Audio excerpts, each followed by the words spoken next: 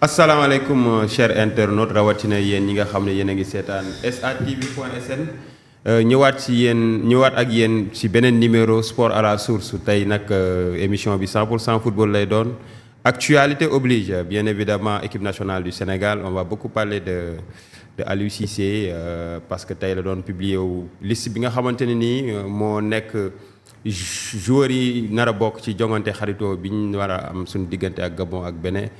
war nañoo waxtaanee tamit week-end Lions yi semaine bu nekk dañuy xool suñu joueurs yi nan la ñuy comporté woo ci seen équipe nationale respective suñ seetloo tamit gis nañ am na ñoo xam seen performance tamit ñii ñu ngi baax ñu ngi doxal ñi doxaluñ de sorte que ñii ngi laajte ndax équipe nationale du am ay coppite ndax changement de rôle dina am wala du am loolu nag pour ñu vraiment indi ci ay réponses yu adéquates ñu nara fas yéene waxtaan ak sunu ay gan yoo xamante ni kenn dootu leen présenté ci wàllum football ki ñu féetee ndeyjoor di Mounir Sonko nekk consultant sportif ki ñu féetee càmmoñ di sunu xarit aussi Aïdara nga xamante ni moom consultant sportif la en même temps FIFA donc balaa ñuy xuus ci waxtaan bi dañ leen di bàyyi ñu nuyoo présenté wu et puis ñu dalal leen bu baax allez Mounir ñu ngi lay jox kàddu gi. waaw merci salaamaaleykum Pape Djibril ça fait plaisir de venir ici je pense que aujourd'hui baptême du feu la pour man c'est la première fois mu fiy ñëw.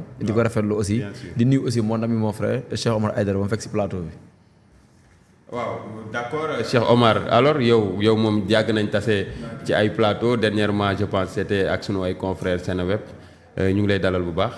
ñu ngi lay sant di la gërëm ci invitation bi di nuyu Sénégalais yëpp di leen ndokkale ci weeru koor gi donc di ñaan jàmm ci dëkk bi di la wax ni yow mënoon nga toog sax à notre place waaw donc Mounir moom voilà donc c'est l'exemple parfait.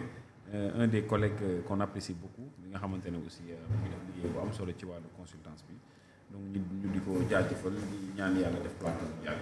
c'est vrai Mounir comme ni nga ko waxee moom it yàlla dogal na ne ñoo bokk benn émission bu ñuy di partager fële ci RTS mooy on s'en fout nga xam ne altine bu nekk lay am moom it vraiment chaque altine dama yàkkamti mu ñëw pour ñu waxtaanee football. donc comme ni ma ko waxee léegi bëggoon naa balaa ñuy xuus ci waxtaan peut-être ñu ñëw ci sunu performance yi nga xamante ni moom la sunu gaynde yi am ci semaine bii ñu génn c'est vrai que Boulaye Dia épisode am bi ba léegi mu ngi jël ay yeneen tournure gars yi ñu ngi naan ay club bi sax daf ko nar a def ay amende mais à côté y a un autre boo xamante ni mu ngi nekk di exceller di def de bonnes performances bien que critiques yi bëri na mu nekk kii di Nicolas Jackson actuellement week-end bi passé dugal na Pape Matar Sarr aussi il est en train de s'illustrer véritablement mu nekk des choses yoo xamante ni nii ça rassure un peu léegi comme Mounir yaa nuyoo léegi damay jeex Somar yow nan nga gisee déjà sunu performance gaynde yi ñu génn ci semaine bi ñu génn. Oui, c'est des performances qui sont dans la suite logique de la Coupe d'Afrique des Nations. Soo seetloo. Avant ñu dem CAN joueurs yi yëpp c'est des joueurs qui étaient en pleine forme. Donc Coupe d'Afrique ñu def 3 matchs 3 victoires. Ils ont gardé la forme après on va parler d'échec bu ñu raté 8e de finale bi mais dans tous les cas individuellement pris ku ci nekk mu ngi wone loo xam ni ça peut lui faire valoir un ticket donc de convocation. Donc defe naa ñi ngi lim yëpp ñëwaat nañ Jackson. Il revient dans la tanière Pape Matar Sarr idem Boulaye c'est vrai que souvent nag carré da ngay trébucher tuuti. mais Boulaye il reste une pièce maîtresse de Aliou Cissé. moo tax mu indiwaat ko en club aussi les gens peuvent continuer à compter sur lui parce que c'est un jeu très intelligent dans le jeu. man foofu looloo tax ma ne quel que soit ci dynamique négative bu mu nekk il faut l'attendre parce que c'est un joueur qui est intelligent qui est très véloce donc très flexible dans un système tactique ba tax na xëy na mën a nekk ci ay jafe-jafe mais gëm naa ni en club on peut compter sur lui comme en équipe nationale. donc Pape Matar dafa nekk ci jamono fi mu toll nii dafa nekk ci jamonom il est dans un système de jeu qu'il maîtrise parfaitement bien il a grandi dans son club parce que au début il y avait des doutes que les gens étaient en train de mettre mais fi mu toll nii pour man ci jamonom la ne te loolu pour ñu gën ko firndeel il faut ñu gën ko jox cër équipe nationale su ko defee dinañu woon kii il est parce qu'il a traversé aussi toutes les catégories jeunes en équipe nationale mu woon ñu talent mais pour man équipe A bi dafa xaw a des cëram dafa xaw a des tuuti. D'accord xëy na dinañ ci gën a xuus ci kanam mais week-end bi daal dans la globalité ça va. Il y a Iliman Ndiaye aussi qui s'illustre parfaitement à Marseille de même que Ismaïla Sarr même s'il y a des critiques de part et d'autre mais avec l'arrivée de Gassé on a vu que ces joueurs-là quand même commencent à reprendre la forme et puis il s'instaure complètement dans le système tactique du coach, c'est ce qui est important. Donc soo amee un intrant il faut qu'il puisse s'adapter au système du coach. Donc loolu suñ koy am rek daanaka ñoom ñëpp il faut faire de très bonnes performances suñu nekkee en forme. D'accord, c'est vrai que y a des on peut ajouter aussi mën nañ ci dolli keneen koo xam ne comme Nampalys la il est mu ngi régulier toujours. Oui, Nampalys très régulier. Xam nga Nampalys soo ko tegee dans son poste de prédilection tu peux l'avoir facilement parce que c'est un académicien lui. Nampalys il n'a pas besoin de chercher de midi à 14 pour être performant ci benn match. Lui il joue dans les largeurs, très correct dans le positionnement tactique, il a une très bonne lecture du jeu. Moo tax à Lens il peut vraiment au début xam naa il n'était pas chaud pour le championnat français. Oui. Parce que maa ngi koy dégg mu koy wax mais soo xoolee ni ñu koy utiliser à Lens le coach l'utilise parfaitement bien donc Nampalys foofu nga koy copter quoi soo ko tegee ci postam rek daanaka tu as réglé l'équation. D'accord. Donc je pense qu'il est en train de faire une très bonne saison lui aussi très correct. Xëy na CAN bon pour le match face à la Côte d'Ivoire. on va y revenir tout à l'heure. Yaakaar amoon na fa place. amoon na fa place quoi malheureusement c'est des choix du coach qui diffère du club à l'équipe nationale. Oui. Mais Nampalys reste le joueur qu'il a toujours été. Bien sûr. Mounir, bon, on peut mënuñ yem ci quand même Europe quand même il y a la Saudi Pro League. Instant bi c'est vrai que on parle beaucoup plus souvent que ñi nekk ci ligue ñi nekk Europe, mais aussi il y a comme ni ma ko waxee léegi il y a nos joueurs qui font de belles choses en Arabie Saoudite comme ku ci mel ni Edouard Mendy, Habib Diallo qui a marqué je pense hier ou avant-hier qui a participé voilà Kalidou Koulibaly qui continue à être solide. Lan nga ñu mën a wax tamit ci performance su joueurs yi nga xam ne ñu ngi Arabie Saoudite. waaw bon c'est du problème moom je pense que wax ji bëri woon na parce que beaucoup d'individus sont mis à dire que oui problème de rythme ak intensité et aujourd'hui quoi qu'on puisse dire et que tey les lions qu'on a retrouvés yi nekkoon Saudi Pro League bi je pense que en termes de performance seen performance wàññeekul benn yoon. On peut pas dire que aujourd'hui Koulibaly CAN bu mu def wala Edouard Mendy qui est au top aussi Habib Diallo qui a mis 2 buts et qui a été trop bon à la CAN. Donc on peut pas dire que tey championnat bi dafa wàññi seen niveau wala da ko wàccee non parce que tey Saudi Pro League loo mënti wax y a des joueurs de renommée ay joueurs yoo xam ne c'était en Europe il y a 1 an ou bien il y a quelques mois. Donc su ñëwee Saudi Pro League tey je peux dire que tey am na benn attirance boo xam ne am na fa pare. Peut-être que yeneen championnat yi en termes d'homogénéité ak rythme ak intensité moo gën mais bon pour un début je pense que c'est bien. Il y a aussi un ancien Lion Mamadou Loum Ndiaye qui fait de très bonnes choses d'ailleurs ak Sadio Mané tout récemment moi aussi qui joue dans son club défenseur central. En tout cas c'est intéressant bu ñu ñëwaatee Europe aussi on peut parler de John Lopy. Parce que aujourd'hui Almeria John Lopy qui revient je pense que aujourd'hui il est dans le collimateur de beaucoup de clubs de la Liga parce que dañu ko doog a découvrir peut-être il était du côté de Reims ñu bëri xamuñu ko woon te ñëw na Liga il fait de très bonnes performances mais tey John Lopy boo ko xoolee da ngay am un goût d'inachevé dans la mesure où aujourd'hui on se dit que John Lopy Aliou Cissé da ko indi utiliser jox ko temps de jeu bi war ba pare ñëw encore éliminer ko jël ko ci liste des 27 yi donc tey may ñu ko fu mu mën a exprimer wu may ñu ko tey fu mu mën a wane boppam contrairement à Lamine Camara boo xam ne en 3 sélections am na ci benn titularisation dugal benn but ak benn match boo xam ne dafa am temps de jeu donc vraiment vivement que John Lopy bi ñëwaat ñu mën ko jox may chance am pour mën a wane waat boppam sinon beneen affaire bi am mooy tey bon si 2 matchs lañu jëm espérons que Aliou Cissé aussi bon 2 matchs yu ñu jëm dina mën a joxe le maximum de temps de jeu à beaucoup de jeunes qu'on puisse les voir.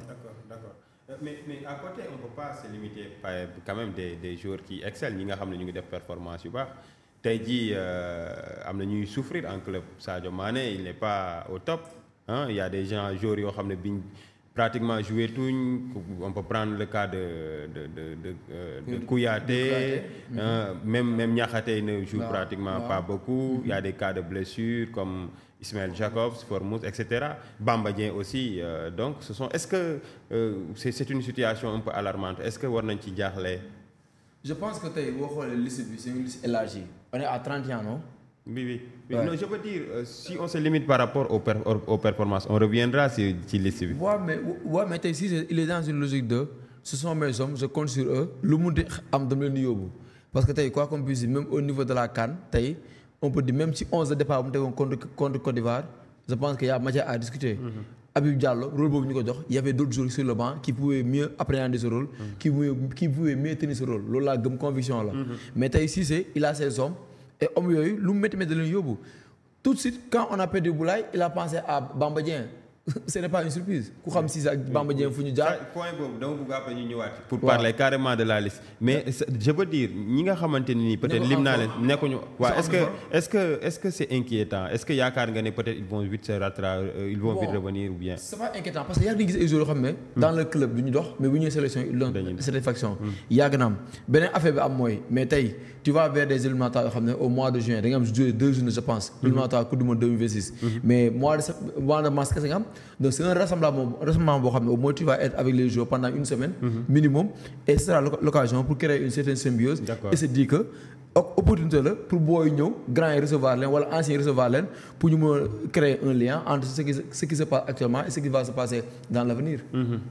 mais Cheikh Omar Boulaye je veux pas dire Boulaye je voulais dire pour autant Nicolas Jackson il n'est pas très souvent utilisé en équipe nationale pourtant soo demee club bu mel ni Chelsea nekk grand club bu mag vraiment mu nekk un titulaire indiscutable est-ce que yaakaar nga ne je sais pas Aliou mu ngi utiliser Nicolas comme il le faut.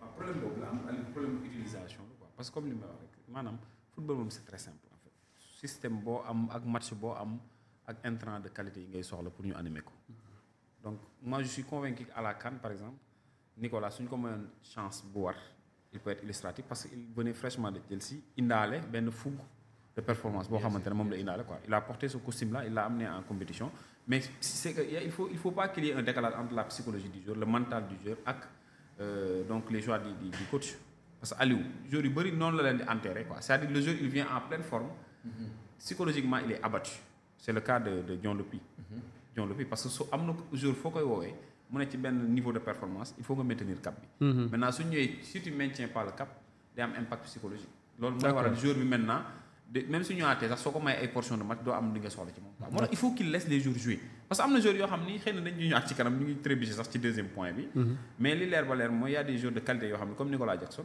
c'est pas n'importe quel joueur qui joue titulaire à Chelsea donc c'est le championnat anglais qui n'a rien à envier à la Coupe d'Afrique des Nations il est proche de battre le record de Drogba mais de Drogba et puis il a man dama koy wax sax bu mu ñëwee Chelsea dama ne kii mën nañ retrouver en lui un autre Drogba parce qu'il a les qualités physiques il a les capacités de lecture de jeu yi nga xamante ne Drogba ni mu doon jouer da ngay sàcc soo xoolee tout da ngay xam ni am na yenn niveau yoo xam ni ñoom ñaar ñoo ko xaw a méngoo. bien sûr donc et puis il a le gabarit. am na lépp lu Drogba amoon pour mën a illustrer wu.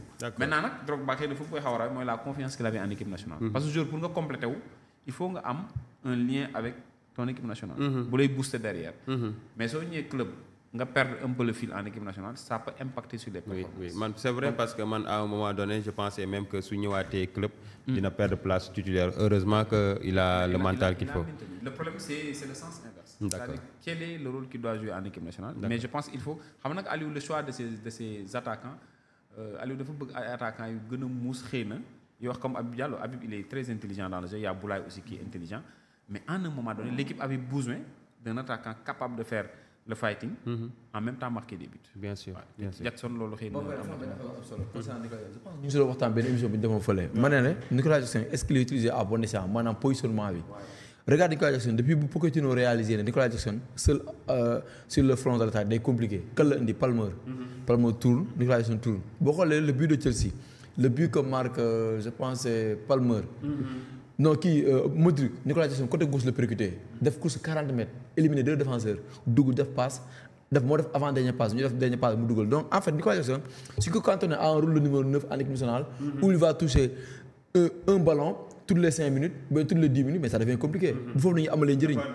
exactement da nga koy bàyyi mu am liberté. muy nekk si côté bi muy tourner am beneen attaquant buy tourner autour de lui là nañ on va retrouver le bon Nicolas Jackson et on pourra l'utiliser à bon escient mais sinon le mettre sur le fond de l'attaque muy remplacer Habib Diallo wala un Boulaye Dia non mais ne compte pas. mais soo ko seetloo rek pour confirmer li ngay wax Nicolas à chaque fois même soo ko doon joué loo à la pointe de l'attaque da nga koy gis day décrocher. jëli balle léegi nag même ça dépend de la variation quoi parce que en fait tu peux le mettre en attaquant de pointe mais c'est dans l'animation. Exactement. Que tu vas varier le rôle. Exactement. En fait il peut fixer même à Chelsea mais il peut décrocher et revenir.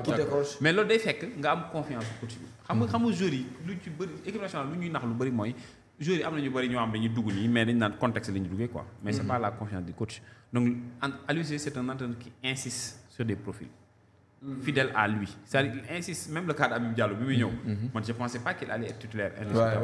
Moi je le pense pas. Mais connaissant Aliou, ce n'est pas une surprise parce qu'il est fidèle à ses hommes. Mais comme Jackson, il est complet. Maintenant, le décrocher, le jouer de côté, comme il peut rentrer donc, à l'intérieur du jeu pour apporter de la fraîcheur au niveau du front de l'attaque. Mais des faits, dispositif bi demande. Entraîneurs, c'est des entraîneurs très très intelligents. C'est-à-dire des variations tactiques. Il fallait glisser ce jour. Ton rôle principal, c'est ça. Mais les rôles secondaires, c'est ça. Ce qu'on fait, c'est allier les deux. Mais vous devez fixer parce que les joueurs, souvent, il y a une frustration. Ils revenir sur le match Côte d'Ivoire. Match pour moi, il y a de la frustration du côté des joueurs. Ouais. Parce qu'ils étaient limités dans le rôle. D'accord. Voilà. Donc, le deuxième point, peut-être nous rappeler juste le calendrier de nos Lions en Ligue 1. Nantes va recevoir Strasbourg de Habib Diarra, bien sûr. Il faut nous voir Strasbourg légui, Lens de Nampalis de jouer avec Nice.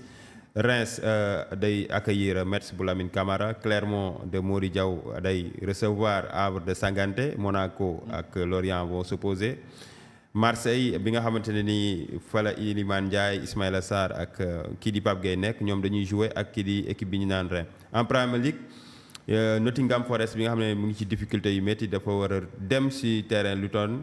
Fulham ak Balo Touré va jouer contre Tottenham de Pape Matar Sarr. Everton bu Gana Gueye va recevoir Liverpool bi nga xamanteni instant yi ñoo nek ci kaw championnat bi.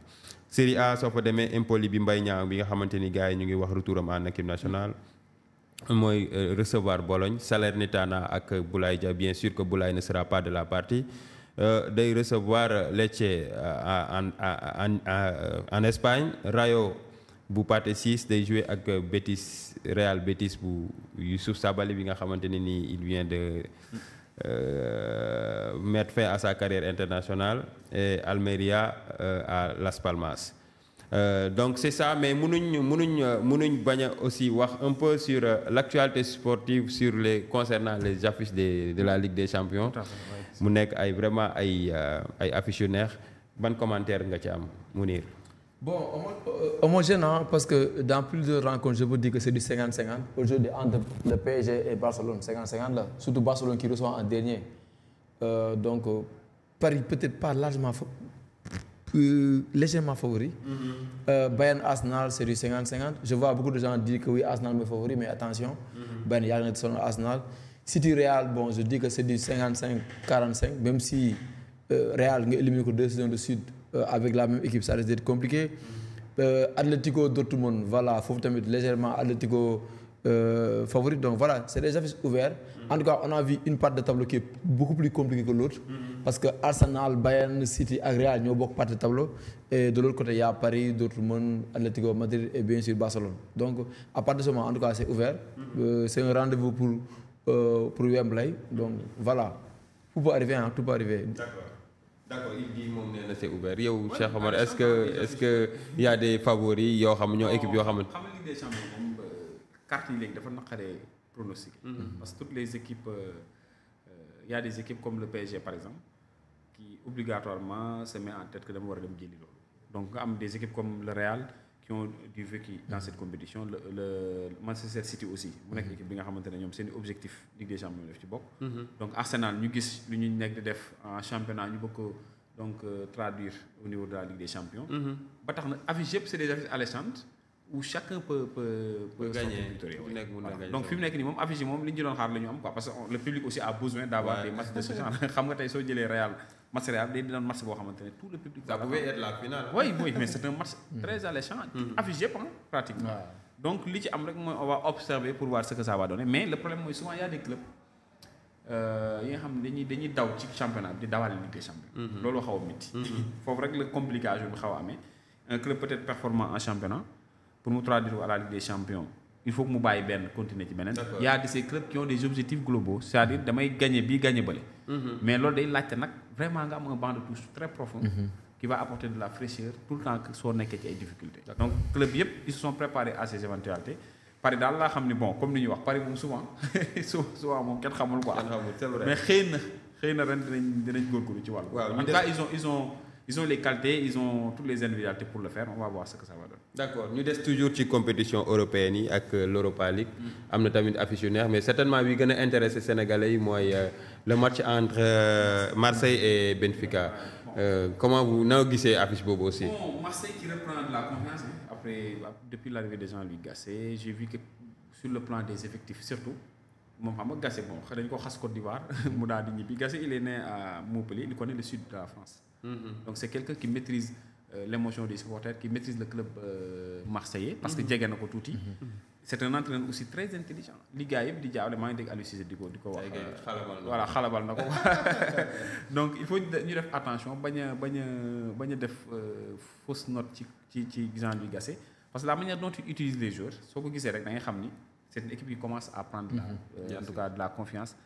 Marseille c'était rare ñu mën a leen ñu revenir wala ñu maintenir benn cap au résultat.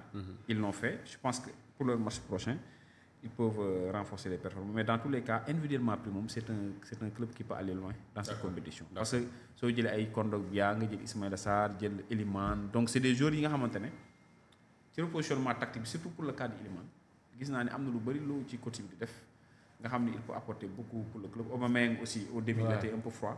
D'accord. Mais actuellement dans repositionnement tactique il est au top donc gëm naa ne war nañu mën a am dara. D'accord. Mounir soo gisee Marseille déjà seen 8e de finale yi mu def aller bu fantastique gagné 4-0 au match de retour pratiquement vraiment ñun ñëpp foogoon nañ ne il allait perdre sur le fil est-ce que à ce niveau de la compétition c'est-à-dire yenn attitude yi peut-être est-ce que mënuñ ko payer cash. En tout cas, c'est déjà, pour moi, c'est déjà bien d'avoir sauté Shakhtar Donetsk et Villarreal parce que c'est deux grosses pointures en Europe. Le monde wax Villarreal démb à la Ceramica, ça se joue à peu hein. Pas sur des détails parce que Lopez aussi il sort 2 arrêts yoo xam ne bu duggoon tey kenn du wax dara. Donc au moment où Villarreal a marqué le 4e but pour égaliser boo xoolee si la Marseille amee compte dugal le. Excuse-moi, ça me rappelle un peu ce match contre Gambie. C'est pas si c'était contre Gambie ou Guinée. Non, c'était contre Cameroun. Au moment où Cameroun yi raté seen égalisation ci lañ dugal suñ 3e but. Exactement, donc loolu demee à ça se joue après léegi Marseille on va dire merci à Jean-Louis Gasset en tout cas nous autres Sénégalais. Parce que quand même il nous met 3 joueurs dans le 11 de départ. Pape Gueye qualifié au Europa mais boo xoolee en championnat da ko joué le titulaire. Bien sûr. Avec Ismaïla qui revient bien Elimane qui l'a repositionné en tout cas ça nous fait du bien. léegi nag benn affaire bu am mooy da ngay dem stade de Villarreal kii Benfica tu vas au stade de la Luz boo fa demee fexeel ba. Même si tu perds, vous perdez avec un score, le rêve sera permis au Vélodrome. Parce qu'au Vélodrome, comme il l'a dit, avec ce public électrique, avec ce public qui peut rendre un match sulfureux, galvaniser les joueurs, je pense que c'est possible de renverser Benfica. Benfica va être grave. Parce que les champions du Guinée, reversé quoi, Bougnon, Bokhol, le match 0-2 contre Glasgow Rangers, après 2 gagné 1-0. Donc il y a moyen pour que Marseille passe. Mais tout dépendra du match aller, comment ils vont négocier ça. D'accord. Ouais. D'accord. Donc voilà loolu la ñu mënoon wax tey ci sunu évolution gaynde yi ci seeni club ak actualité sportive bi nga xamante ne nii Ligue des champions bi daf ko marqué mooy tirage au sort quart de finale Ligue des champions ak Europa League daf ko marqué. Maintenant dañuy jublu waxtaanee équipe nationale du Sénégal tey ñun ñëpp xam nañ Aliou Cissé da doon jàkkaarloog journalistes yi bu njëkkam boo xamante ni moom la def ginnaaw bi ñu ñàkkee. bi ñu éliminé ci Coupe d'Afrique des Nations ci 8e de finale ñu nar a waxtaanee loolu waxtaan wu yaatu mais balaa loolu ñu seetaan élément publication liste équipe nationale Aliou Cissé. Dans ce groupe, il y aura effectivement de nouveaux joueurs parce que dans l'idée de vouloir ouvrir cette équipe-là après la CAN, de souffler du sang neuf, apporter de nouveaux joueurs aussi pour qu'on puisse justement sur ces matchs amicaux-là leur donner la possibilité de montrer et de faire leurs preuves, tout en gardant aussi une certaine continuité. Edouard Mendy, Seny Dieng, Mori Diaw, Kalilou Koulibaly, Abdou Diallo, Abdoulaye Seck, Arona Sangaté, Abdoulaye Ndiaye Diakhaté, Seydou Sano, Fodé Ballo-Touré, Moussa Niakhaté, Ismaël Jacob, Formose Mendy, Nampalis Mendy, Idrissa Gana Gueye, Pape Matar Sarr, Pape Alassane Gueye, Pathé Ciss, Dion Lopi, Cheikhou Kouyaté, Lamine Camara, Habib Diarra, Sadio Mané, Iliman Ndiaye, Ismaïla Sarr, Ahmadou Bamba Dieng, Mamadou Lamine Camara, Boulaye Dia, Amara Diouf. Voilà les 31 joueurs concernés pour ces 2 matchs amicaux. kon ñoo ko gisandoor publication liste bi mu nekkoon pratiquement loo xamante ne nii déjà fuité woon na ci presse bi on savait déjà que groupe de 31 moom lay publier mais peut-être am na ñoo xamante ne xaaruñu woon peut-être de alors Mounir noo gisee déjà groupe bi. déjà dama bëgg si communication je suis surpris Aliou Cissé depuis ñu toogee télé doo wax c'est pas normal. Sénégal ñu ko éliminé su ma juumul fin kii ni ko éliminé fin janvier 2024. Aliou Cissé tey lay doog a wax tey la lan tey la 15 mars 2024 maanaam toog na 1 mois et demi waxul. et pour moi on sort d'une CAN boo xam ne échec la. du interview du télé nga dem wax du dara limite doon joxe benn interview parce que bi nga jógee Coupe d'Afrique gagné da ngaa yàqamti dem toog ak yenn médias yi je vais taire le nom def interview. on l'a tous vu. donc lu tax tey équipe bi tey gagnéwul ak attentes yi amoon si équipe bi yow nangu loo wax c'est pas normal donc loolu c'est quelque chose boo xam ne Aliou Cissé il faut qu'il s'ouvre davantage j'ai comme l'impression que moom day daw médias yi. même boo xoolee si conférence presse bi sax question yi koy posé sax parfois day def de sorte que li mu la bëgg a wax loolu lay wax mais li ñuy soxla du la ko wax. on n'a pas besoin de ça donc si on dit qu'aujourd'hui Aliou Cissé il est à la tête de l'équipe depuis 9 ans il faudrait que 9 ans yi mu accumulé moo ne si expérience que ce soit dans sa communication mais aussi dans son rapport avec les médias. beneen affaire bi am mooy de li si moom lañ koy rafetlu. parce que tey 31 jours on a vu 5 nouveaux Sangadé Amara Diouf Seydou Sano Diarra qui revient ça fait plaisir donc ça nous fait plaisir. donc à partir de ce moment on se dit que on est dans une logique de se dire que l'équipe doit être renouvelée. l'équipe il est dans une logique de équipe bi dafa soxla ñu régénérer ko. parce que y a des cadres quand même qui étaient là on les a vus à la CAN qui ont commencé à perdre leur place. il y a des jeunes qui sont installés donc logique boobu mu ngi ko en tout cas ñu koy rafetlu on espère aussi que yeneen sélection yi di ñëw des jeunes comme Andy Diouf qui avait hésité à l'instant de Habib Diarra qu'on pourra les récupérer. D'accord. Déjà comme il est ni mu ko waxee à l'image de ñu yeneen jeunes ñëw dugg intégrer équipe nationale maintenant groupe bi booy 5 ñi nga gis ñu oo est-ce que tu penses que dañ leen woo pour woole wala yaakaar nga ne peut-être demain war nañ mën a vraiment affirmer wu ba peut-être prochaine fenêtre mois de juin bi ñu bokk si. Oui, c'est l'avenir du football.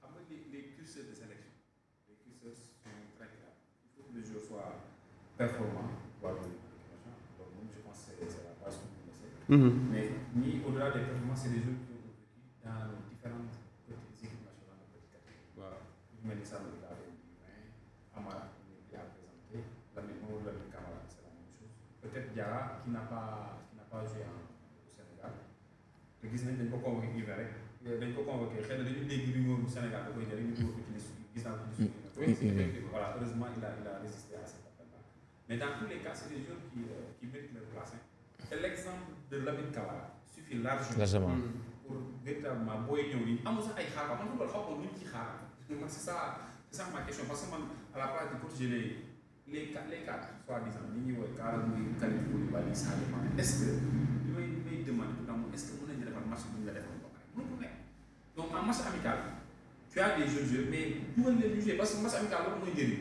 c'est pour un peu voir un peu les qualités de ces joueurs parce qu'en réalité si on se voit par la face d'ici 2-3 ans ñi ñuy woowee cadre vont donc il faut préparer la relève. Cette relève ne se prépare qu'en équipe nationale amul regroupement beneen bu amul qu'en match amical. amul benn regroupement bu amul match amical mu mën ci tester jeu soo révee compétition day fekk yow pour finir nga sa liste am sa de départ tu as des idées claires pour dem en compétition mais en match amical il faut mettre des joueurs yi nga xamante ne ñoom boo beaucoup de joueurs sont victimes de ça. ñu ci bari dañuy ñëw ñu may leen 5 minutes nga jox 5 minutes yàlla su la nattoo nga trébucher avec ñu ne la yow boo ko doon on te juge en fonction de ces 5 ou 10 minutes alors que un jeu dafay may temps de jeu mun na gis réew te la même comme ni wax sànq la même gis nañ ko. bi ñu ko mayee mu dugg si def na ay jàllale ba tax na joueurs yi parce que c'est des joueurs de valeur tey dans le milieu de terrain sénégalais il y a pas un joueur plus performant que Lamine Camara de Berkane d'ailleurs beaucoup de gens se posent la question pourquoi mu des moom ba tey xëy na c'est pour d'autres considérations. nga jël un joueur bi nga xam ne Amara Diouf amul dara looy xaar parce qu'il a montré partout il a été. C'est comme Pape Matar. Pape Matar il a traversé les catégories. bu koy traversé je me rappelle à la Coupe arabe c'était vers les années 2020. man kii c'est un jeu d'équipe nationale amul xaar quoi. C'est des joueurs très audacieux.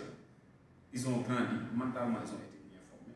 Sur le niveau du système, ils peuvent parfaitement se distribuer. Donc, Aliou li mu def koy rafetlu bu baax mais il faut ñu bàyyi booy yu football. bu leen defee de football moom wax dëgg yàlla jar parce que ça veut dire ñuy wax gis nga le match face à la Côte d'Ivoire pour revenir sur ce match. Si véritablement on pouvait tout simplement compter sur les 4, ils allaient donc trouver la clé de ce match. Mais pour 90 minutes, les 4 étaient sur le terrain, sur le cerveau, amul dara lu ñu indi en termes de valeur ajoutée. Alors que le jeune qui arrive, il a envie, c'est des gens autour de lui, il a envie d'aller. Ils ont faim, ils ont soif. Le problème, mais qu'est-ce que le match Côte d'Ivoire, les gars, ils jouent à la limite de leur possibilité. Ça revient à ce qu'il disait tout à l'heure, il n'y a pas de communication après le match. Personne n'a parlé, ni capitaine, ni entraîneur, personne. Alors dans les grandes équipes, on a... Mais là, moi je pense, excuse-moi, est-ce que Tamit Lolo, c'est pas la faute de la fédération sénégalaise C'est un ensemble. La Fédération pouvait faire un communiqué pour expliquer un peu, ne serait-ce que la direction technique, pour parler au Sénégal. Parce que l'équipe reste l'équipe nationale des Sénégal. Mais, si on est banc de touche, nous avons une part de responsabilité qui est élimination. À la place d'Aliou Cissé. Mais je vais m'exprimer. Oui. Parce que comme ils ont, comme Jean-Luc, pour ne pas aller trop loin, Jean-Luc, c'est en pleine compétition qu'il a pris la parole. Mais c'est comme ça, il faut communiquer. C'est important. C'est important. Parce qu'il y a des choses où ça dépend de ça, on n'est pas d'Aliou Cissé. D'accord. Il y a une part de responsabilité des joueurs, mais il faut que l'entraîneur prenne la responsabilité de s'exprimer. Parce que moi, je l'ai dit. D'accord. Donc les Sénégalais vont lui demander de... D'accord. Avec l'arrivée de Sano avec Sanganté, ci moment boo xamante ni un joueur comme Sabaly mu ngi dem est-ce que yaakaaru nga ne ñooñu peut-être mun na ñëw peut-être nekk une plus-value au niveau de la défense sénégalaise. xam nga ma sama problème c'est Aliou Cissé parce que aujourd'hui non si parce que connaissant l'homme connaissant le mec aujourd'hui je ne montre aucun enthousiasme par rapport à ces deux matchs amicaux là je m'explique. Jurisprudence Bolivie, jurisprudence Sénégal-Iran quand on préparait le mondial 2022 septembre. Il a joué quasiment avec les mêmes 11. Boo xoolee les changements yu mu defoon les changements qu'il avait fait mooy dafa génnee Jacobs indi foofu kii booy bi nu mu tudd Balou Touré côté droit mu génnee booy bi nu mu tudd le boy latéral droit là Formose teg fa am na keneen ku mu fa tegoon en tout cas à part ça amul changement yu mu def. Sadio Mané a joué les 2 matchs 95 minutes. Koulibaly Edouard Mendy etc.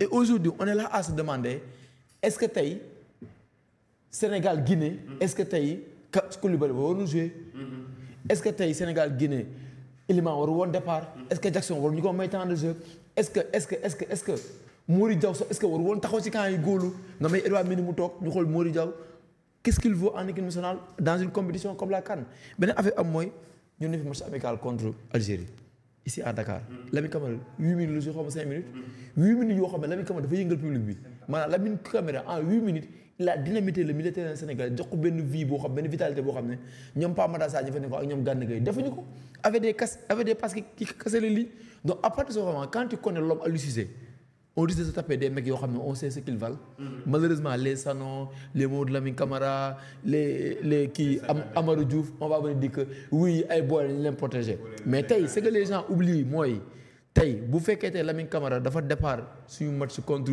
Gambie toj ko mënatu génn si 11 départ c'est parce que au départ Gana Gueye ak quoi déwoon daal ay blessures loolu la ñuy di fàtte et même Nampalys Mendy nekkul woon à 100% et peut-être ñooñu bu ñu nekkul à 100% Lamine Camara du mos a jouer donc tey on se dit que tey Aliou Cissé il faut qu'il garantisse et puis ma gisaat aussi beneen communication mu def par rapport à son adjoint Pape Thiaw j'ai comme l'impression tey lu mu waxee si Pape Thiaw dafa mel ni comme dañ ko forcer Pape Thiaw parce que bu ne oui Régis Bokar je lui dois beaucoup de choses vraiment maa ngi koy remercier c'est mon premier interlocuteur Pape Thiaw est là il doit se faire sa place mais non je suis désolé Pape Thiaw c'est à Aliou Cissé de l'intégrer donc tey tout ça revient sur le fait que tey comment on a géré la Côte d'Ivoire et comment on en est arrivé que mu ñu fexe ba amener des correctifs à telle enseigne que un troisième militaire allait lui faire du bien on gère le match et on gagne. D'accord. Je pense que ça a été clair peut-être malheureusement temps bi du ñu ko permettre dañuy jéem a avancer rapidement parce que après en conférence de presse aussi Aliou Cissé interrogé nañ ko ci ay objectifs am ñu seetaan élément bi. Je le fais du mieux que je puisse le faire. je suis quelqu'un quand même de très humble, mais je pense que dans l'histoire du football sénégalais, j'aurais été le sélectionneur qui aurait fait le plus de résultats positifs. Donc ça, je pense que de temps en temps, vous l'oubliez. Mais c'est un fait. C'est pas quelque chose qu'on a inventé, c'est un fait. C'est une réalité, les statistiques sont là. Maintenant, mon sort ne dépend pas de moi. Mon sort dépend du directeur technique, mon sort dépend du COMEX, mon sort dépend du président de la fédération. Si aujourd'hui, les dirigeants, si aujourd'hui le président de la fédération pense que je ne suis plus l'homme de la situation, il n'y a aucun souci. Voilà. Et je suis sûr et certain qu'on a d'autres Sénégalais qui sont en place, qui sont capables aussi de diriger, comme moi je l'ai dirigé, cette équipe nationale. Donc je ne suis pas quelqu'un qui m'accroche. On parle souvent de mon avenir, mais en réalité, ça fait 9 ans que je suis ici, je ne me suis jamais senti inquiété, ni par les comités exécutifs, ni par qui que ce soit, ni par les ministres, les ministères. Au contraire, j'ai toujours eu le soutien de mes dirigeants, j'ai toujours eu le soutien de l'État. Donc voilà, je suis là. Et puis, Adama, un jour, je suis allé voir un entraîneur en visite, très expérimenté, qui m'a expliqué une chose. Il m'a dit, quand tu es entraîneur, il faut éviter de t'installer. Voilà. C'est-à-dire que moi, mon bureau, quand vous allez rentrer là-bas, mon carton, il est à côté de la porte. Je n'ai pas encore enlevé mes affaires, les placer, m'installer, parce que je sais que c'est un métier. Du jour au lendemain, on peut te dire, prends ton carton et pars. Voilà. Donc pour moi, il y a une chose qui est sûre, c'est que si on me fait confiance, je ferai ce qu'il faut. Le jour qu'on ne me fera plus confiance, on m'appellera comme on m'a appelé pour me dire, on t'a donné l'équipe. On m'appellera aussi pour me dire, écoute, tu n'es plus l'homme de la situation. Dans ces cas-là, mais ku nekk dem ci jekk ak teraanga rek parce que noonu la. donc malheureusement du élément bi ñu doon xaar xëy na ñu commenter élément bi pour mun a delluwaat si beneen élément bi fii on parlait pratiquement de lan moo tax parce que sénégalais yu bëri ñu ngi koy laaj Mounir ñu ngi laaj lan moo tax Aliou vraiment véritablement ñu continuer di ko maintenir à la tête de l'équipe nationale yow lan ngay tontu ci loolu. Bon, c'est parce que peut-être comme il a dit, le COMEX, la fédération, le ministère, il veut s'inscrire dans une logique de durée. Donc à partir de ce moment, mais aussi boo toogee tam nga xalaat ne Aliou Cissé boo ko fi jëlee kan nga fi indi parce que tey man tey su ma doon def sama short liste quels sont les sélectionneurs qui se suscitent de remplacer Aliou Cissé il y a Habib Beye, il y a Mbaye Leye, il y a Omar Daf. Et su ma xoolee Omar Daf par exemple ak Habib Beye, je me dis qu'ils ont des ambitions. L'un du côté de Amiens mën na dem barrage pour yéeg Ligue 1. Habib Beye est bien placé pour faire la Ligue 2 l'année prochaine. Donc ils ont des ambitions, ils ont des projets personnels. Et peut-être c'est une personne, c'est pas le moment pour eux de venir en équipe nationale. Aliou Cissé, on se rappelle qu'Aliou Cissé dafa jóge sélection U21 yi ñëw tey nekk tey sélection nationale. Donc bokkul tey. Et peut-être ils se sont dit aussi il y a des échéances qui sont là. Sans oublier histoire bi mu soulevé woon comme quoi il était à 6 mois derrière. te koo xam ne da nga ko amel xaalis tey arrière mu nangu la yéen est-ce que ces gens-là qui moo bëgg est-ce que nañ la ko nangul. Est-ce que tey ñoom bu ñu ñëwee ñoom Omar Daf bu ñëwee est-ce que doo yokk seen salaire parce qu'ils ont atteint un certain standing extra. Donc à partir de ce moment je pense que c'est une solution de pas de facilité mais une solution qui s'inscrit dans la durée et une solution qui est logique. Maintenant comme on dit il va être là jusqu'en 2026 on verra ce que ça va donner. Maintenant le plus important pour moi mooy parce que aujourd'hui je suis un peu déçu entre guillemets de voir que certains jours amuñu courage bàyyi sélection bi. On se le dit hein. parce que loolu après moom la ñuy mujjee. parce que loolu c'est un point vraiment très essentiel. Je pense que il a commencé à faire des choix forts. Espérons que ça va continuer à le réussir. D'accord. C'est vrai ni ma la déggee c'est-à-dire tu penses que bon le fait que ñu bàyyi ko ci à la tête de l'équipe c'est tout à fait logique mais xam nga durée nit ñi dañu am problème ak durée. Est-ce que le fait que tamit mu def fii 9 ans ak benn titre champion d'Afrique benn finale coupe d'Afrique et tout qualification coupe du monde est-ce que du gën a compliqué ci moom est-ce que attente yi du gën di métti ci moom. li Aïdara wax ce que Aïdara a dit tout à l'heure autant pour les joueurs yi fi yàgg mooy ñoom Kouyaté ñoom Gana c'est valable aussi pour lui ah. parce que moom moo def loo xam ne def na ko pare jël na coupe d'Afrique boo jaatee coupe d'Afrique jëloon na ko non defoon na fi demi finale jël na ko 2025 jël na ko 2025 def na ko pare. boo demee coupe du monde nga yóbbaat équipe bi tey fan nga mën a yóbbu équipe bi xanaa quart d'as comme ni wala rek yi def. boo demee quart de finale nga ne huitième de finale demoon kon def fi loo xam ne extraordinaire na pour le mondial 2026 donc à partir de ce moment je pense que j'aurais été lui vraiment la décision de quitter la sélection si moom lay jógee mais pas fédération mënu ko dàq.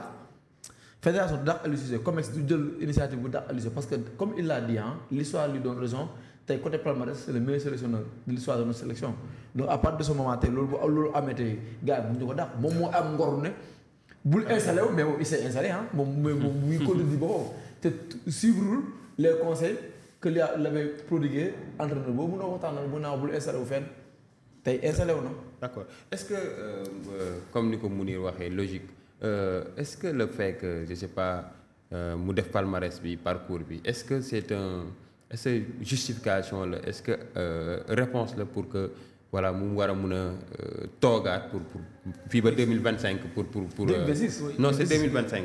c'est 2025 parce que tey ñu ngi les gens xam nga le rapport sur le papier n'a rien à voir avec les gens je crois c'est-à-dire Aliou Cissé coupe du monde bu ñu fa jógee lu gars yi wax non na dem ñii ne noonu nañ ko muñal ñu dem coupe d'Afrique c'est un échec en fait c'est-à-dire on peut pas cette équipe ne peut pas sortir en huitième de finale de cette manière-là donc c'est un échec loolu quoi l'échec là donc comme il l'a dit il assume l'échec donc soo assumer échec nag yow il faut aussi à un moment donné il faut savoir arrêter xam nga bu ñu jógee coupe d'Afrique man je m'attendais à ce qu'il soit pour faire une déclaration il y a des médias qui en ont parlé que Coach va partir mais c'est à lui de prendre l'initiative personnelle ne man je vais m'arrêter exactement à partir de ce moment parce que xam nga luy tax entraîneur dem bu dee tubaab bi moom dañ ci gaaw ñoom c'est des objectifs si tu les atteins ok tu les atteins pas il y a pas de discussion voilà mais l'objectif daal n'était pas d'aller de sortir à partir de la huitième de finale c'était pas ça du tout l'objectif nga ñëw nga gagner trophée demaat en compétition génn huitième bi balaa kenn di laa dàq sax faf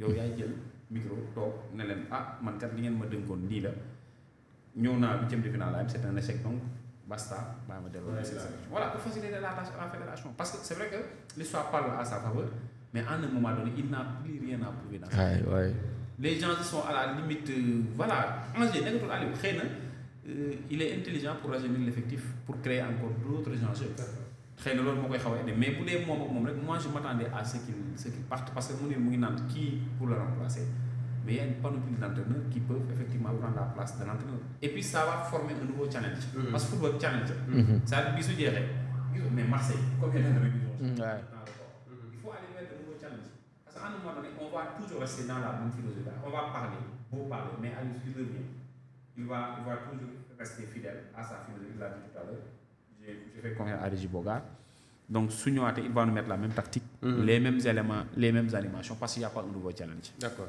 en tout cas il est là ba 2025 ñu assigné ko ñaari objectif benn bi mooy Coupe d'Afrique 2025 beneen bi di qualification Sénégal ci Coupe du monde bi Aliou Cissé tamit àdduna ci moom objectif yi nga xamante ni moom lañ ko assigné ñu seetaan élément bi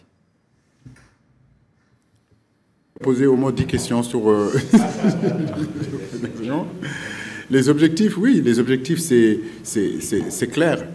Aujourd'hui, j'ai une prolongation de contrat. Voilà. Cette prolongation de contrat ne va pas jusqu'en 2026, c'est en 2025. Ça aussi, je voudrais vraiment l'éclaircir pour que tout le monde soit au courant, parce que j'ai vu certains de vos collègues écrire 2026. Non, c'est 2025. Voilà, que ce soit clair, c'est la CAN 2025, c'est ça. La proposition de prolongation de contrat. De cette prolongation de contrat, effectivement, il y a les éliminatoires de la Coupe du Monde 2026. Zéro problème de faire ces éliminatoires-là et ne pas y aller dans cette compétition-là. C'est à ce point-là que j'aime le Sénégal. Voilà, donc, mais une chose est sûre, c'est que voilà, ce qu'on m'a proposé, je me sens, je pense que nous avons le groupe, je pense que nous avons l'expérience, je pense que nous avons le vécu aujourd'hui pour atteindre ces objectifs-là. Le Sénégal a les possibilités d'atteindre ces objectifs. voilà kon gis ngeen ni mu ko waxee nee na am na yàqin ne ak groupe bi ñu am ni vraiment war nañ ci mun a qualifier Coupe d'Afrique wala dem Coupe du Monde est-ce que duñ wax sax ne échec la tey jii su Sénégal bokkul ci ñu war a football Coupe du Monde bi di ñëw. oui bien sûr échec la. c'est xam nga équipe ci valeur bi ngay xool en fait ci valeur intrinsèque équipe bi ngay xool quoi ça prend en compte les individualités les performances récentes. ak des perspectives à venir quoi équipe bi ñu am nii ak le grenier qu'on a en termes de football. ak même les performances en petite catégorie dañuy suivre ba équipe nationale A. parce que ligne directrice bi loolu quoi maintenant soo jëlee loolu considération il est hors de question qu'on puisse pas dégg nga huitième de finale sax laal pour foofu day sori ñu génn huitième de finale ci cadre bi rek pour man y a problème en réalité donc il fallait que ñu toog diagnostiquer loolu dañ koy diagnostiquer parce que suñ ko jàngatul daf ñuy toppaat ci beneen compétition. et c'est ça un peu le malheur. Mounir mu ngi koy brosser sànq loolu dañ ko waroon toog càmbar ko xool situer les responsabilités pour mën a sauter étape boobu nga xam ne suñu demaatee compétition loolu du ñu dal. parce que ci échec bi même le ministère dañ naan ministère ak fédération ne la entraîneur bi ne la joueur yi finalement kenn xamul la responsabilité c'est où. xam nga donc à partir de là il faut loolu ñu toog jàngat ko mais équipe bi ñu am si on se limite sur le plan sportif ci carré vert terrain si on se limite là-bas il est hors de question qu'on puisse pas se qualifier mais il y a des paramètres extra sportifs qui entrent en jeu qui entrent en considération et yooyu soo ko jël au sérieux da lay poursuivre partout. Le management de Matar Ba nañ ci waxaati ci parce que en réalité dañoo ñëw conformer à tout ce qui se faisait sur le terrain mu nekk en parfaite collaboration avec la fédération lépp di dox jaar yoon ñu dem compétition CAN bi ñu dem nii am na paramètres yoo xam ni c'est d'ordre administratif il faut ñu jëlaat ko yëpp indi parce que le football c'est pas seulement le terrain. donc yooyu suñ ko jëlee en considération on peut facilement se qualifier parce qu'on a de la valeur sûre. Bien sûr. Mais il faut savoir l'utiliser. D'accord. Donc loolu nag day jël coach bi en considération jël joueurs yi en considération jël administration dans sa globalité en considération mais gëm naa ne daal ci perspective bu ñu nekk nii ci rajeunissement bi bu fekkente ni il les utilise à bon escient war nañ mën a qualifier fi nga xamante ne mooy. C'est vrai qu'il a parlé de rajeunissement effectivement équipe bi il y a des jeunes qui sont là pétris de talent. Est-ce que c'est pas le moment carrément de donner beaucoup plus de responsabilité sax maintenant ci équipe bi parce que y a de ces jours yoo xam ne du ma ne on en a bu soxlaatuñ leen mais on privilégie certains joueurs par rapport à d'autres est-ce que redistribution des cartes jotul. En tout cas il a parlé de choses très importantes mooy diagnostic. Quand on parle de diagnostic je pense qu'il y a des compartiments yoo xam ne ñu war a toog tey on parle de fédération mais on parle aussi de la DTN tey lan la ko Aliou Cissé jox comme rapport pour CAN Aliou Cissé naka la joué man gis naa un gars boo xam ne il est proche de l'équipe nationale golo ko mu expliqué ne Aliou Cissé bu ñu leen jox classement pour ñu dem jox ko les gars de la CAF la 4-3-3 moo ci nekk mais boo xool équipe bi doon joué animation du 4-3-3 je suis désolé c'était pas un 4-3-3 c'était plus un 5-3 un 5-2-3 où au niveau de notre militaire on nous a mis 2 jeunes et la Côte d'Ivoire nous a mangé dans l'entrejeu là où le coach ivoirien sentir ne Sangaré la teg. Sangaré waaw Fofana ak Kessié waaw. non pas Kessié Jean-Michel Seri man bu ma gisee Jean-Michel Seri conférence presse la sama xel commencé ñaaw. ma ne ñii am na lu ñuy waajal. di indi un mec boo xam ne il a de l'expérience ba pare koo xam ne coowal 4-0 bi bokku ci. mënul si xool journaliste dans les yeux pour répondre leen boo xool il a répondu avec zen avec sérénité. mu ñëw teg ko sentinelle Jean-Michel Seri kenn gêné ko pendant 120 minutes. sortie de balle normal muy joué limpide mais nous un troisième milieu de terrain Lamine Camara dafa perdre à passer tout son temps à faire un marquage sur kii. Fofana da doon boot ci ginnaaw mu dem ba sonn mu indi ko Jean-Michel mu indi ko Kissé nga xam ne moom volume de jeu foofu booy bi sonnee malheureusement Gana Gueye heure bu mu dugg et cetera Habib Diallo bi collé si défense bi avec tout ce qu'on a comme technicien mais kenn gisul loolu.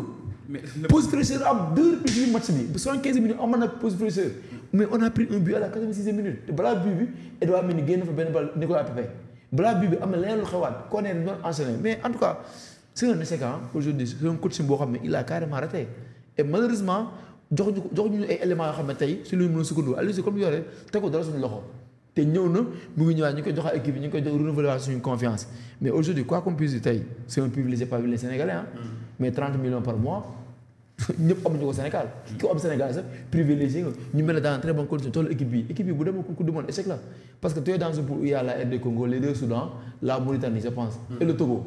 xool Togo mu la def match aller dafa xool na rey. donc y avait des signes annonciateurs li ñu doon xaar à la CAN et ni nga toogee si CAN bi c'est tellement lamentable que mais dafa ñaaw une équipe ivoirienne boo xam ne mentalement bas amuñu woon état d'esprit amuñu dara yàlla may confiance. au fur et à mesure loolu là est-ce que c'est pas le moment de créer carrément la rupture. parce que transition électrochoc mu jug moom mooy dem comme je dis moom mooy dem du gars yi ñoo koy daax. non je ne parle pas c'est-à-dire le vin est déjà tiré je parle le vin est déjà tiré il est là avec nous jusqu'à 2025. man je suis Aliou Cissé je fais des choix forts. waaw loolu laay laaj est-ce que tey jii un gars comme Sadio Mané qui n'est pas trop performant. en club est-ce que c'est pas le moment de lancer des jeunes comme Iliman Ndiaye Boy Amara Diouf bi c'est vrai que gars yi nañ ne est-ce que c'est pas le moment de redistribuer les rôles quand même. quand j'ai dit que Amadou Diouf dalay aller à la CAN gars yi ma jàppoon dof. non bii da ngaa dof booy bi xale la nee mais les Bellingham les Musiala mais ils jouent en équipe d'Angleterre d'Allemagne à 18 ans Lamine Yamal ay Pedri ay Gavi c'est des boys yoo xam ne à 17 ans dañuy jouer sélection nekk titulaire xool Lamine Yamal 16 ans la am gis nga keroog deuxième bi Barcelone bi nu mu def coup du chapeau bi kii sombrero bi def course 40 mètres conduite de balle collé à son pied ak passe mu def décalage bi donc football du âge maturité bu nga ko am à 16 ans 17 ans nga ëpp maturité un jour qui a 25 ans. Lamine Camara kii Amadou Diouf da nga koy yóbbu parce que des joueurs qui percutent sur le côté mais bëriwul la ci. bëriwul ci Sadio Mané nga am Ismaël Sarr Iliman c'est pas un joueur qui percute sur le côté Jackson on l'utilise comme neuf mais jeex na amatul dara amatul joueur bi percute sur le côté.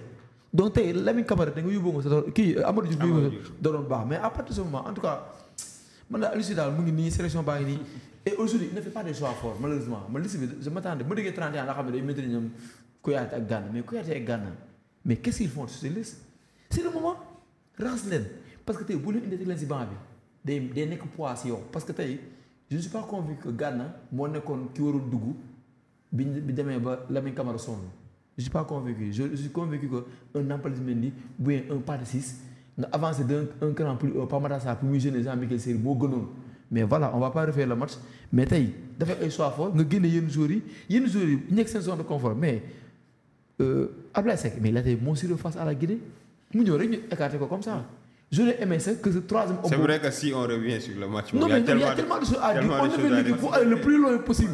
Amertume là quoi. Mais.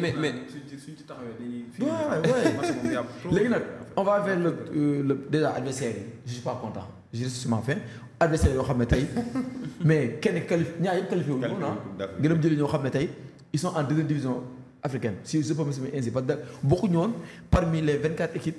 les 24 meilleures équipes africaines nga dem jëli leen pour ñu am match amical yow yaa leen may sens mais yow soxlawul loolu Maroc nekk fii. mais est-ce que tamit attends tu peux pas sortir d'une défaite d'une déception tu prends le risque de prendre une autre défaite.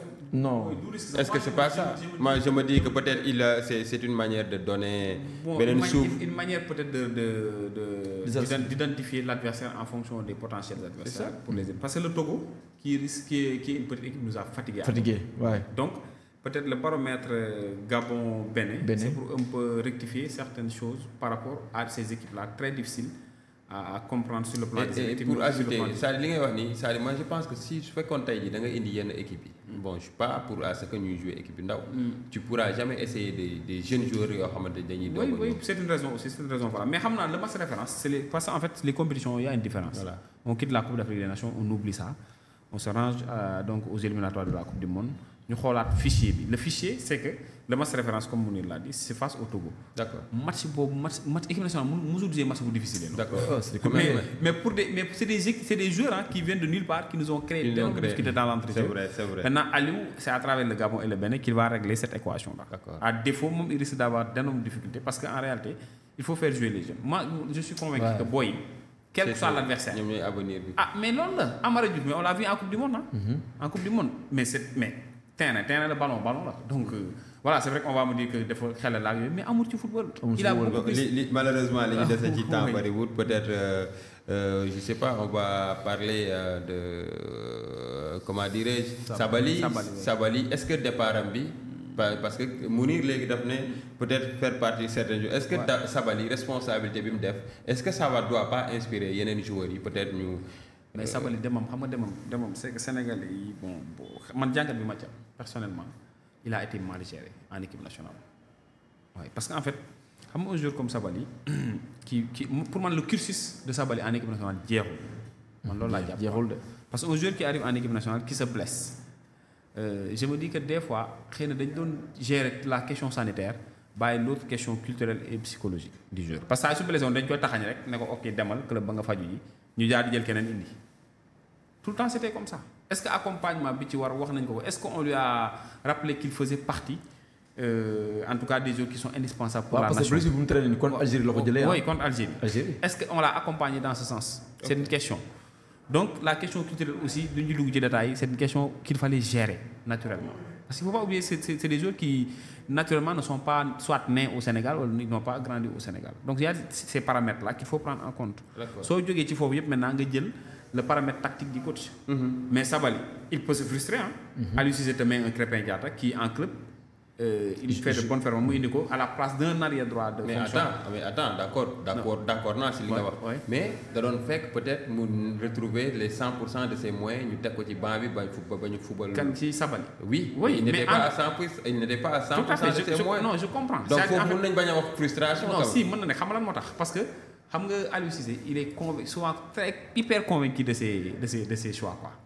Tu penses que Sabaly parce que en fait la preuve.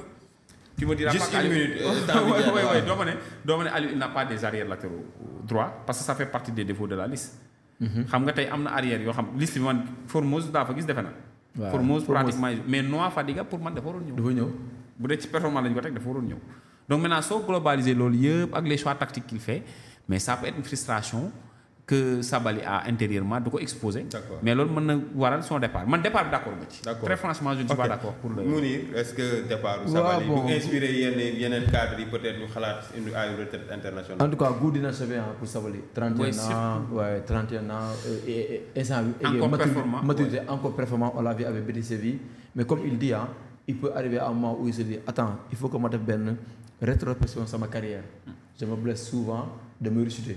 blessure fa laa ko jëlee équipe nationale tey blessure boobu noonu gêné na ma équipe nationale woowaat na ma demaat naa j'étais pas à 100% extra est-ce que jotul ma consacrer sama club parce que Sabaly aussi a arrêté un contrat du côté de Naples après la Coupe du Monde 2018 parce que benn jour bu mu amoon donc tey moom blessure yàgg na ko sonal à part de ce moment en tout cas Sabaly bu wér xool Krépin Diatta comme latéral parce que tactiquement techniquement expérience bi et tout lu mu indi si côté bi nu mu dynamité côté bi bokkul ak un Krépin Diatta même si Krépin gis nañ ko mu jàpp loxo comme au poste latéral droit en tout cas c'est dommage comme il a dit liste bi non Fadiga dama xool gisuma non gis ay Formose mais il faut qu'il arrête Formose ba amul place axe bi na dem buñ ko jël Formose comme latéral du la indi plus value day jël bal bi passe si ginnaaw et puis Habib Diallo ces mecs là yoo xam ne ils sont là depuis Mathusalem am na ñu leen mën mais ñi leen mën jël leen Abdoulaye Seck tey quoi comme il doit être devant Habib Diallo.